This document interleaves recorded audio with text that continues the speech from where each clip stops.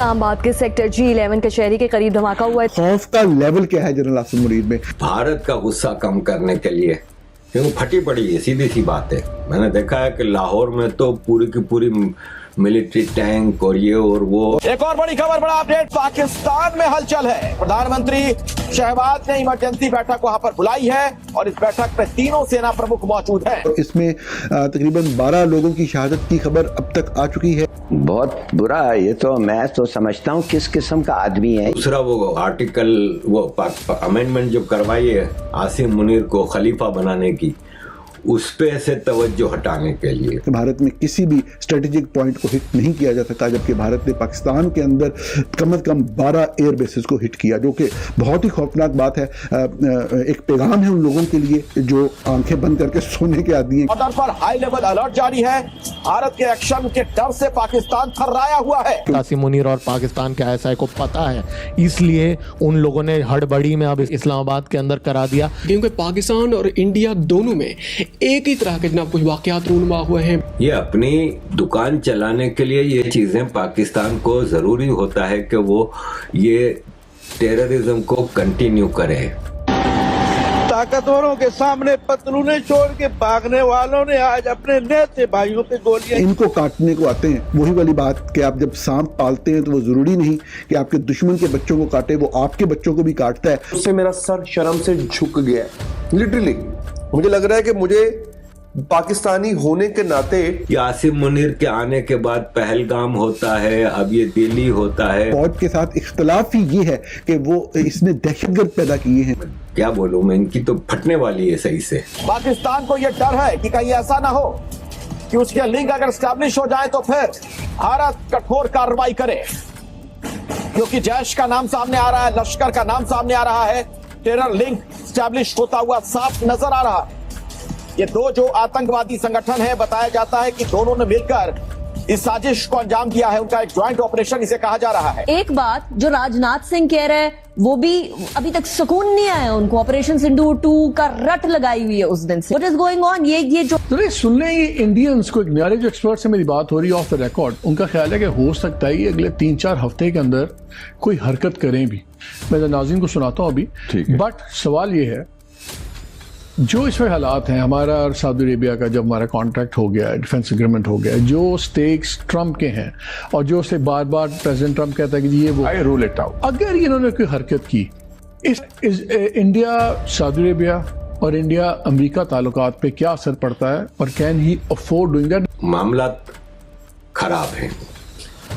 पाकिस्तान इस वक्त जिस हिसाब से चीजों में फंसा हुआ है, पाकिस्तान को तो करना था ये सब। अजीज दोस्तों, पाकिस्तान के इस्लामाबाद में धमाका होता है, कचहरी कोर्ट के सामने धमाका होता है, 12 लोग मर जाते हैं, जख्मी होते हैं। मसला ये है कि पाकिस्तान में ये जो धमाका होता है, ये क्यों कराया गया? इसलिए कि एक तो दुनिया को दिखाया जा सके कि देखें हम भी विक्टिम ऑफ टेररिज्म हैं, और भारत का गुस्सा कम करने के लिए, क्योंकि फटी पड़ी है, सीधी सी बात है। मैंने देखा है कि लाहौर में तो पूरी की पूरी मिलिट्री टैंक और ये और वो, और बॉर्डर पे फौज चौकस कर दी गई है, ये वो। अभी तो इनका, मैं क्या बोलूं मैं, इनकी तो फटने वाली है सही से। तो एक तो ये था। दूसरा वो आर्टिकल, वो अमेंडमेंट जो करवाई है आसिम मुनीर को खलीफा बनाने की, उस पे से तवज्जो हटाने के लिए। इसी तरह परसों वाना, वजीरिस्तान के वाना कैडेट कॉलेज में धमाका होता है। एक गाड़ी जाके टकरा जाती है इधर गेट से, कुछ लोग मर जाते हैं। फिर कल से उस पे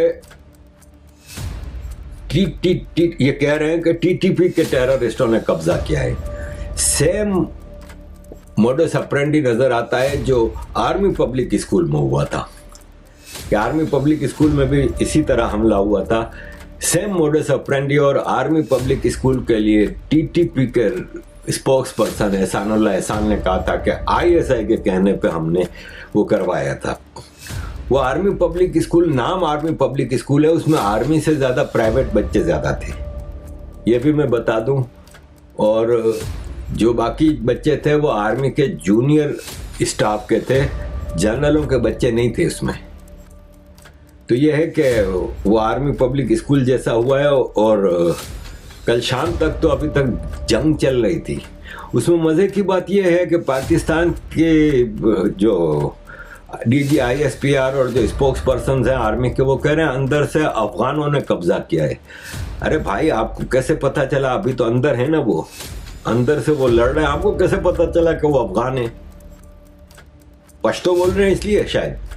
तो पश्तो तो आपका पाकिस्तान के पश्तो नहीं बोलता क्या? तो पूरा अफगानिस्तान और इंडिया पे डालने के लिए ये आर्मी कैडेट स्कूल का भी, वो वाना कैडेट कॉलेज का भी ड्रामा चल रहा है।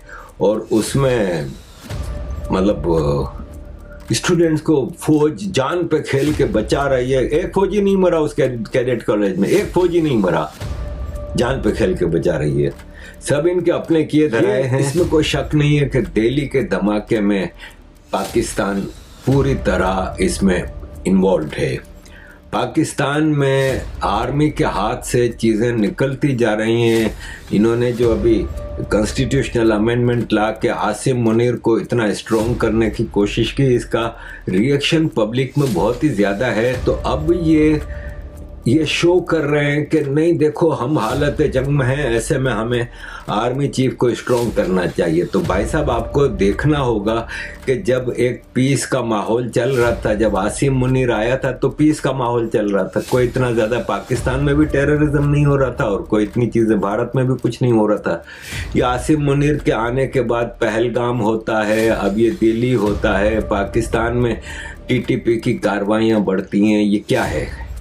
ये अपनी दुकान चलाने के लिए ये चीज़ें पाकिस्तान को ज़रूरी होता है कि वो ये टेररिज्म को कंटिन्यू करे। खौफ का लेवल क्या है जनरल आसिम मुनीर में? हम गुफ्तगू आगाज इस्लामाबाद में हुए बम धमाके से करेंगे। आप सब लोग जानते हैं इस्लामाबाद में डिस्ट्रिक्ट कोर्ट्स के बाहर एक धमाका हुआ दोपहर के वक्त, और इसमें तकरीबन 12 लोगों की शहादत की खबर अब तक आ चुकी है। उसमें वकला भी शामिल हैं, पुलिस वाले भी शामिल हैं, आम शहरी भी उसके अंदर शामिल हैं।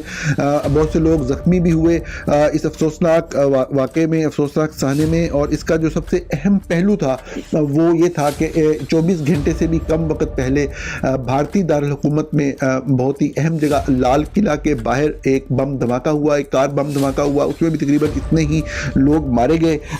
इस बारे में शायद तहकीकात तो दोनों हवालों से होंगी। और मैंने कल जब भारत में हुए बम धमाके का जिक्र किया था तो बड़े वादे अंदाज में कहा था कि जब तक तहकीकात ना हो तो कोई बात नहीं की जानी चाहिए। जो आज पाकिस्तान में हमला हुआ, इस हवाले से भी मैं बिल्कुल वही बात दोहराऊंगा कि जब तक तहकीकात मुकम्मल ना हो किसी के ऊपर भी इल्ज़ाम नहीं लगाना चाहिए। और ख़ुसूसी तौर पे एक बुनियादी असूल होता है कि आप कभी भी किसी कौम पे इल्ज़ाम नहीं लगाते, पूरे का पूरा उठा के जो है वो इस तरीके से ये एक बेहतर कौमी हिकमत अमली नहीं होती कि आप इस तरह कौमों के ऊपर इल्ज़ाम लगाना शुरू कर दें। अगर आपको वीडियो पसंद आए तो चैनल को सब्सक्राइब करें और बेल आइकन को जरूर दबाएं ताकि आपको ऐसे ही लेटेस्ट वीडियो की नोटिफिकेशन मिलती रहे। Thank you for watching. मैं हूं विवेक। मिलते हैं नेक्स्ट वीडियो में। Stay updated and stay safe.